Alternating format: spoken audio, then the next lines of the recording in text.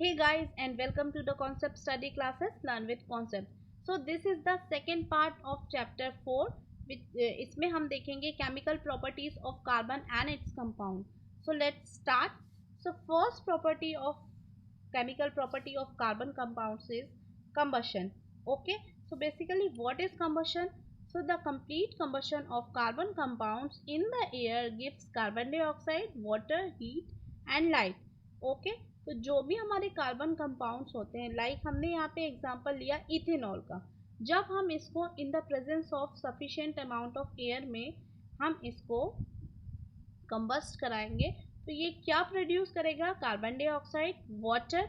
अब यहाँ पे जो वाटर रहता है ये in the form of vapours होता है। Okay, and heat plus light, क्योंकि इसमें हीट निकल रही है so this is exothermic reaction. Okay, this is exothermic. Okay, and light.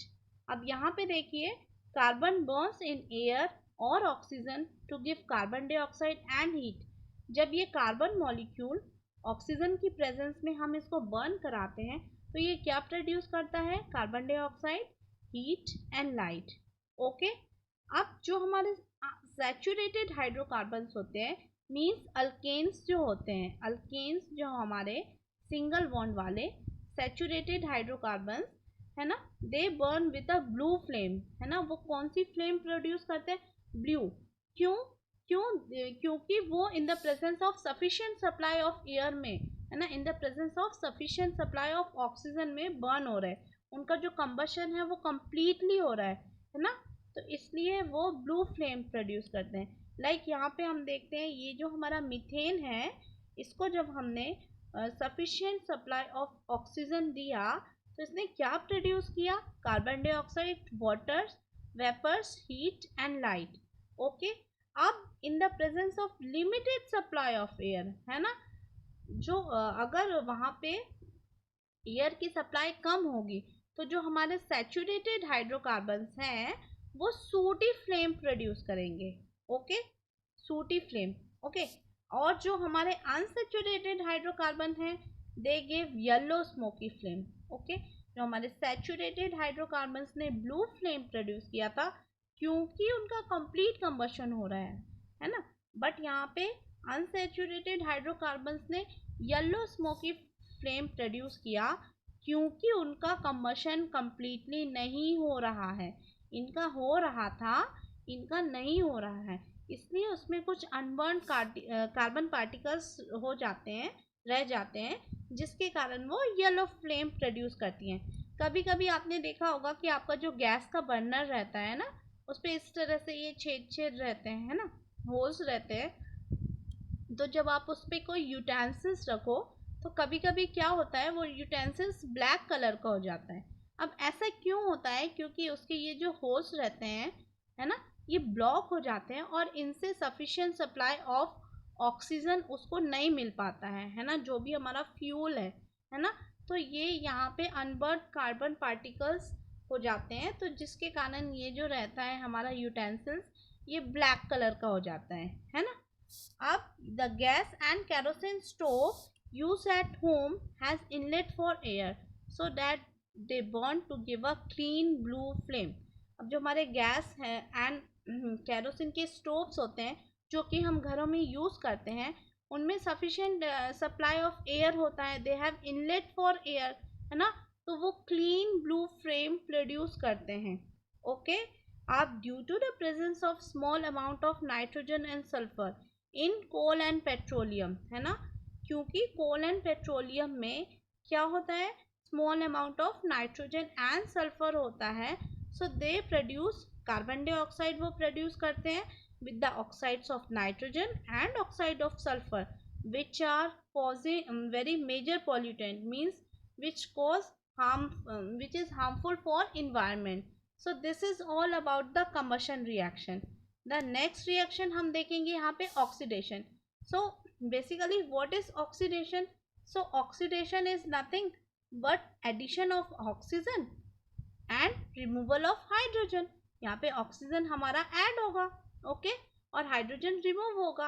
Okay, so oxidation जो कि आपने फर्स्ट चैप्टर में भी पढ़ी थी, यहाँ पे देखिए हमने इथेनॉल का ऑक्सीडेशन कराया है। In the presence of oxidising agent, means ऐसे एजेंट जो ऑक्सीडेशन की रिएक्शन कराते हैं। ओके, तो ये देखिए, ये हमारा पोटेशियम परमैंगनेट अल्कलाइन फॉर्म में एंड एसिडिफाइड पोटेशियम डाइक्रोमेट है। जब हमने ये जो हमारे ऑक्सीडाइजिंग एजेंट हैं इनकी प्रेजेंस में हीट की है ना, हीट किया, तो इसने क्या प्रोड्यूस किया, इथेनॉइक एसिड। ओके, यहाँ पे देखिए ये हमारा एक हाइड्रोजन, ये हाइड्रोजन निकल गया और ऑक्सीजन ऐड हो गया है ना, तो इसने प्रोड्यूस कर लिया ethanoic acid. So this is oxidation reaction. The next reaction is addition reaction. So basically what is addition reaction? So addition of dihydrogen with unsaturated carbon hydrocarbons in the presence of catalysts such as nickel or platinum or palladium are known as hydrogenation or addition reaction. Okay, तो ये जो हमारी addition reaction है इसको हम hydrogenation reaction भी बोलते हैं। अब हम इसको hydrogenation reaction क्यों बोलते हैं, क्योंकि यहाँ पे एडिशन ऑफ डाइहाइड्रोजन हो रहा है। यहाँ पे देखिए आप, ये हमारे 2 मॉलिक्यूल्स ऑफ हाइड्रोजन यहाँ पे ऐड हो रहे हैं। ओके, और ये जो हमारा है ना unsaturated hydrocarbons means double bond या ट्रिपल बॉन्ड में ये होगा, है ना, तो ये क्या फॉर्म करेंगे, सिंगल बॉन्ड। ठीक है ना, ये देखिए हमारा इथीन है, जब हमने इसको डाइहाइड्रोजन के साथ ऐड कराया in the presence of catalyst. अब what is catalyst? So catalyst is a substance that cause a reaction to occur, है ना, और to proceed at different rate without consuming itself, means वो खुद कंज्यूम नहीं होता बट वो रिएक्शन को प्रोसीड कराता है ना, रिएक्शन कराता है बट वो खुद एज इट इज रहता है उसमें, है ना, एज इट इज आप उसको ऐसे ही निकाल सकते हो, है ना, वो अपने आप को कंज्यूम नहीं करता है बट वो रिएक्शन के रेट को प्रोसीड कराता है ना। फॉर एग्जांपल यहाँ पे हमने लिया निकिल, है ना, और भी है यहाँ पे प्लैटिनम और पैलेडियम, है ना। सो प्रोसेस ऑफ, तो दिस इज, इसने क्या फॉर्म किया, जब हमने इथीन को, जो कि हमारा अनसैचुरेटेड हाइड्रोकार्बन है, जब हमने इसको डाइहाइड्रोजन के साथ रिएक्ट कराया in the presence of catalysts, है ना, इसने क्या फॉर्म किया, सैचुरेटेड हाइड्रोकार्बन, जो कि हमारा इथेन है। ओके, अल्केन्स प्रोड्यूस किया, अल्कीन ने अल्केन प्रोड्यूस किया। ओके, सो अनसैचुरेटेड हाइड्रोकार्बन से हमको क्या मिला, saturated hydrocarbon. So this is addition reaction. अब यहाँ पे देखिए, process of converting vegetable oil into solid fats. Okay, जो हमारा वेजिटेबल ऑयल है उसको सॉलिड फैट में कन्वर्ट करने को हम बोलते हैं हाइड्रोजनेशन ऑफ ऑयल। यहाँ पे देखिए, जो हमारा वेजिटेबल ऑयल है उसको जब हमने डाइहाइड्रोजन के साथ ऐड कराया in the presence of heat, yes this is the symbol of heat and catalyst, तो इसने प्रोड्यूस किया वेजिटेबल घी, है ना। सो जो हमारे वेजिटेबल फैट्स थे, मीन्स ये जो घी है ना, this is saturated fat which are harmful for health, ये हमारी हेल्थ के लिए हार्मफुल होता है।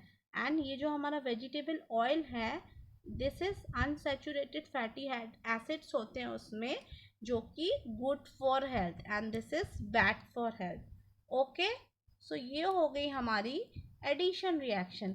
The next reaction and the last reaction is substitution reaction. So basically what is substitution reaction? So substitution reaction means replacement of one or more hydrogen atom of an organic molecule by another atom or group of the atom is known as substitution reactions. Means यहाँ पे देखिए, ये हमारा methane का molecule है ना, this is methane, है ना। जब हम इसके किसी एक हाइड्रोजन को या एक से ज़्यादा हाइड्रोजन को, है ना, जब हम इसको क्या कराते हैं, सब्स्टिट्यूट कराते हैं, कोई भी जो अनदर एटम्स या ग्रुप होता है ना, इन द प्रेजेंस ऑफ सनलाइट, ये जो रिएक्शंस है ये सनलाइट की प्रेजेंस में होती है।